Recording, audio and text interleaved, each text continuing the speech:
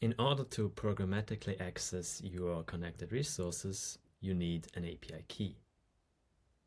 Open the settings page and scroll down to the corresponding section.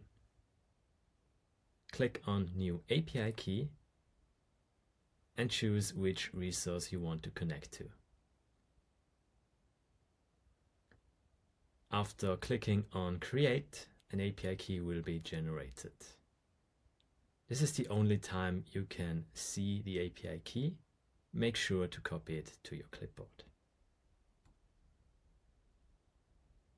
Afterwards, you can see all created API keys here. We recommend saving the API key in your environment file, like this.